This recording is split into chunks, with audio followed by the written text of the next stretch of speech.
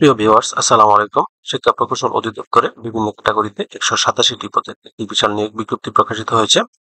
এখানে কিন্তু আপনারা বাংলাদেশের প্রত্যেকটি জেলা থেকে নারী এবং পুরুষ উভয় প্রার্থীগণ এইচএসসি ও অনার্স পাশে আবেদন করতে পারবেন।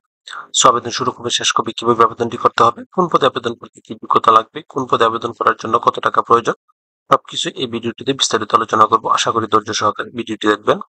তার আগে আপনাদের কাছে ছোট্ট একটি রিকোয়েস্ট থাকবে, আপনারা যারা এখনো আমার এই অ্যাম্বিশন জব পয়েন্ট ইউটিউব চ্যানেলটি সাবস্ক্রাইব করেননি, তারা চ্যানেলটি সাবস্ক্রাইব করে পাশে থাকা বেল আইকনটি প্রেস করে রাখুন। পরবর্তীতে যে কোনো চাকরির আপডেট সার্কুলার প্রকাশিত হওয়ার সাথে সাথেই নোটিফিকেশন পেয়ে যাবেন।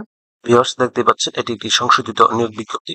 বিজ্ঞপ্তিটি প্রকাশিত হয়েছে 11 মার্চ 2025 তারিখ। এই সার্কুলারটিতে সর্বমোট 10টি ক্যাটাগরিতে 187টি পদের বিপরীতে লোক নিয়োগ করা হবে। প্রথমে আমি ইলেকট্রিশিয়ান পদটি নিয়ে আলোচনা করব। এটি 16তম গ্রেডের একটি পদ। এই পদে সর্বমোট 2 জন লোক নিয়োগ করা হবে।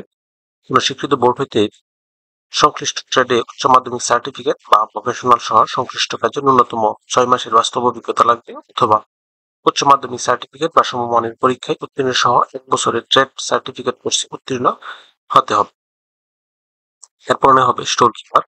এখানে সর্বমোট 1 জন লোক নিয়োগ করা হবে। কোন স্বীকৃত বোর্ড হইতে উচ্চ মাধ্যমিক সার্টিফিকেট বা সমমান পরীক্ষায় উত্তীর্ণ হতে হবে। সেই সাথে কম্পিউটারে এমএস অফিসে কাজের অভিজ্ঞতা থাকতে হবে। পরে হবে অফিস সহকারী কাম কম্পিউটার মুদ্রাক্ষরিক। এটি 16তম গ্রেডের একটি পদ। এই পদে সর্বমোট 76 জন লোক নিয়োগ করা হবে।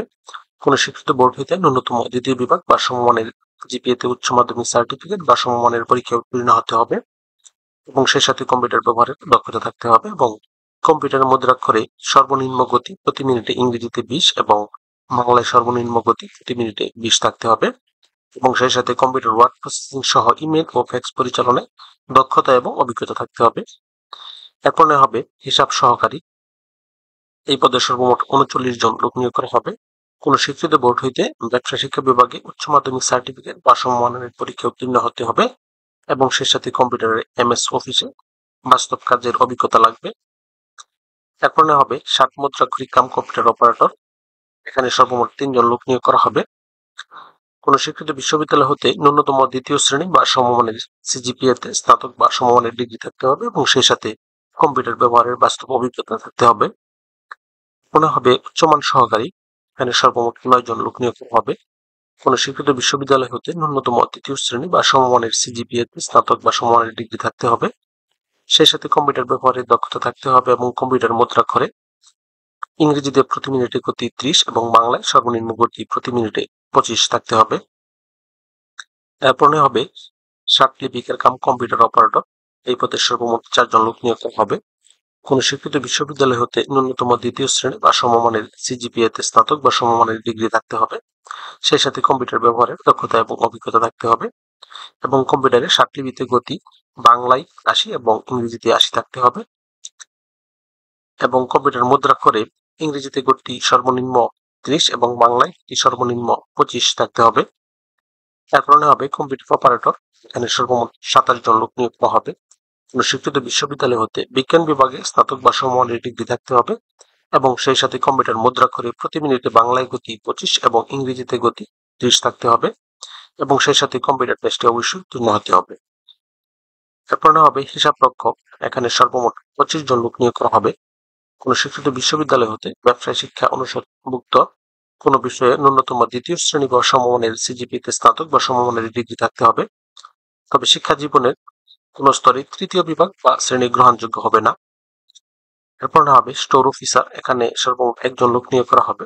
কোন স্বীকৃত বিশ্ববিদ্যালয় হতে ব্যবসায় শিক্ষা অনুষদভুক্ত কোন বিষয়ে ন্যূনতম দ্বিতীয় শ্রেণী বা সমমানের সিজিপিতে স্নাতক বা সমমানের ডিগ্রি থাকতে হবে এবং সেই সাথে শিক্ষা জীবনের কোন স্তরে তৃতীয় বিভাগ গ্রহণযোগ্য হবে না এবং কম্পিউটারে এমএস অফিসে বাস্তব কাজের অভিজ্ঞতা থাকতে হবে।